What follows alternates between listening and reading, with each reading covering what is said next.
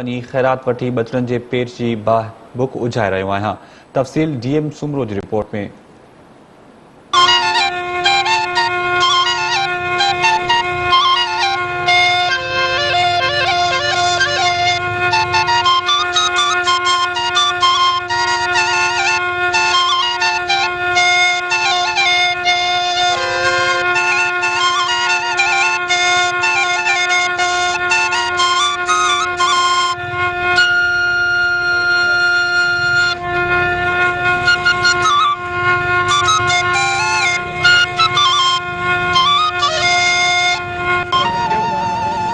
जी नाज़रीन, ठारू शाह जे गलन में दुकानन ते मुख़्तलिफ़ जगहन ते अलगोज़ नाज़ जेको आहे उस्ताद आहे इन इलाइक़े में इन एरिया में जेको आहे ठारू शाह साहिती परगणे में मशहूर नालो आहे अलगोज़ा वॼाइण वारो ऐं बीनू वॼाइण वारो।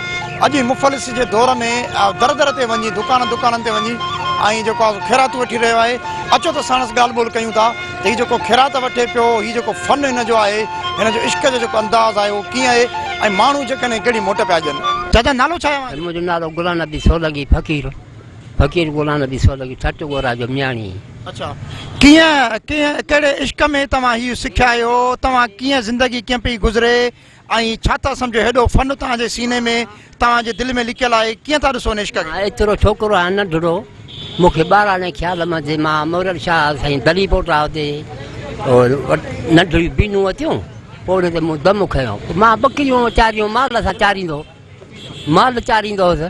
पोइ हुन सां मां मिस्त्री जमाली वॼाईंदो हो खमीसो। पोइ मां ॿुधायो मां पढ़ियल बि कोन आहियां, अनपढ़ आहियां, नालो मूंखे पंहिंजो बि मसद हुजे। मूंखे पुटु पई आहे कोन, मां ग़रीब आहियां, माना इन जो हे क़दुरु न आहे हिन जो। हाणे तव्हांखे मां दिलि ॿारो चल पई करे ॾोड़ मां ॾोड़ंदी अथई भाॻीअ जो। हा, पोइ वरी राणू चवंद पोइ तव्हांखे राणू बि ॿुधाईंदो।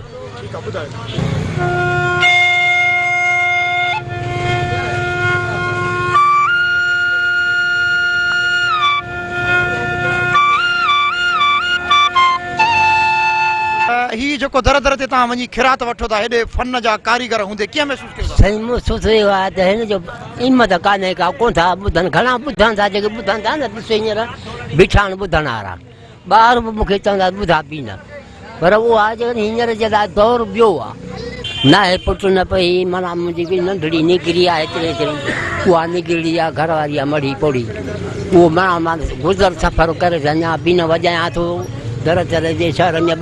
नंढो ॿार बि चए थो बि न ॿुधा, पोइ 10 कढी ॾिनी, कंहिं 20 ॾिना, कंहिं 50 ॾिनो, कंहिं 100।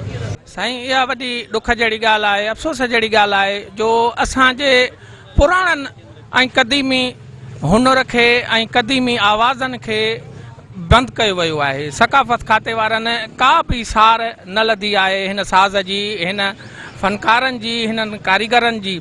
जेके असांजा पुराणा किसान ससी पुनुआ मूमल राणो आहे, उन किसे खे बीन जे आवाज़ में राणो आवाज़ में जेको हिननि उजागर कयो आहे, उन्हनि किसनि खे खयो आहे, उन जी अॼुकल्ह का बि सहायता कान्हे। बीननि जो साज़ दिलि खे मन मोहींदड़ साज़ आहे।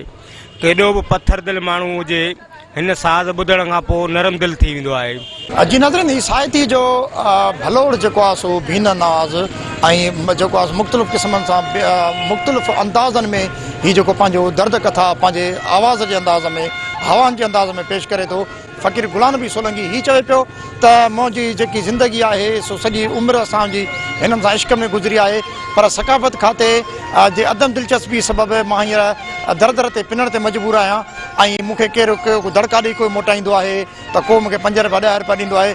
ज़रूरत न ॻाल्हि जी आहे त अहिड़े जेको आहे सो फ़न खे, अहिड़े जेको आहे सो आवाज़नि खे सिंध हुकूमत हिननि हिकु नज़र अञारे, सकाफ़त खातो हिननि हिकु नज़र अञारे त हीअ फ़न जेके आहिनि, हीअ आवाज़ जेके आहिनि, हिननि क़दीमी पौड़नि सां गॾु दफ़न न थी वञनि ऐं मिसारजी न वञनि। हीअ यंग जनरेशन में ट्रांसफर थियनि, सरकारी हथी हूंदी त हिननि खे जेको आहे सो पंहिंजो पेट गुज़र करे सघंदा। कैमरामैन नवीद खानदादा सां गॾु डीएम सुमरो, KTN न्यूज़, ठारू शाह।